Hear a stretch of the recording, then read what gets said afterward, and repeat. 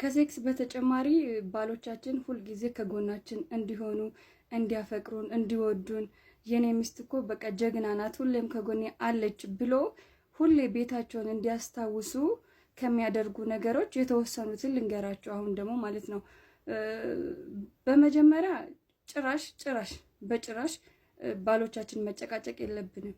በጭራሽ ማለት የታመሸ፣ የት ነበርክ፣ ምን ስትሰራ ነበረ፣ እንደዚህ ማለት የለብንም። ምክንያቱም ለኛ ሲሉ ነው፣ እነሱ ለኛ ነው ዋጋ የሚከፍሉት። በበረሃው፣ በጫካው፣ በፀሐይ፣ በዝናብ እየተፈራረቀባቸው ለኛ ቤት ውስጥ ቁጭ ብለን ለምንጠብቀው ለሚስቶቻቸው ሲሉ ነው የሚሰቃዩትና ዋጋ የሚከፍሉት።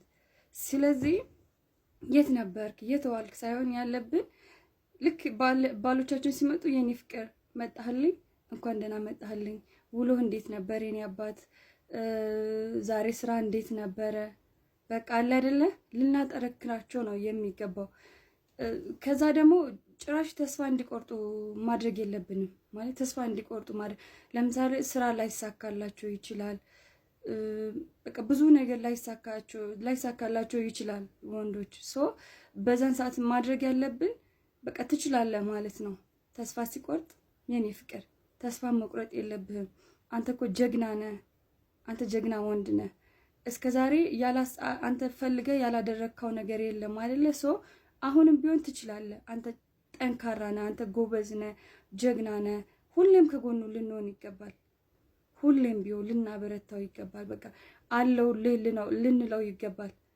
ከዛ ደግሞ ግዴታ እስካልሆነ ድረስ ግዴታ ካልሆነ በስተቀር ማለት ነው ወጥን ልናግዛቸው ይገባል።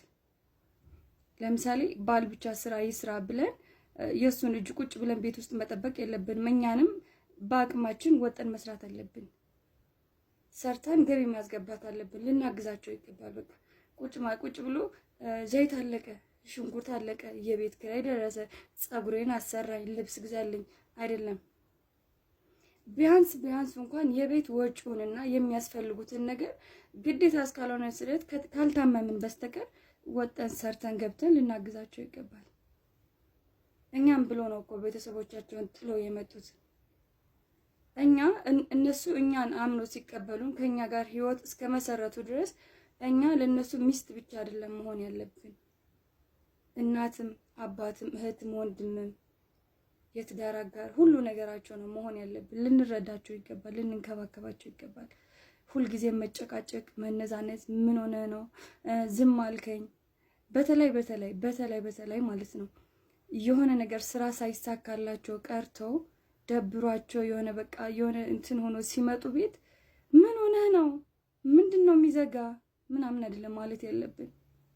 በቃ ወይ ከቻል ዝም ማለት ነው፣ ካልቻልን ደግሞ በስነ ስርዓት በቃ የኔ ፍቅር ምን ሆንክብኝ፣ ምን ተፈጠረ፣ አይዞህ የኔ አባት፣ ዛሬ ካልተሳካ እኮ ነገ ይሳካል አለ አይደለ? እንደዚህ ብለን ትሪት ልናረጋቸው ይገባል። እና ይሄ እንደዚህ የተናገርኩበት ምክንያት ከሴክስ ውጭ ሌላ የምታውቂው ነገር የለም እንዴ? እንናገር ካልን እኮ ብዙ ነገር እናውቃለን፣ ብዙ ነገር ነው የምናውቀው።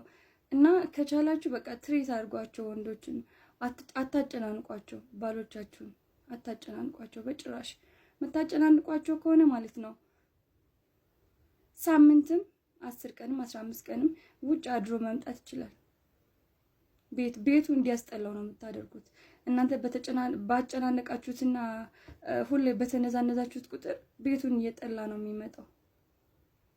የፈለገበትን ጊዜ ውጭ አሳልፎ ይመጣል ቤት።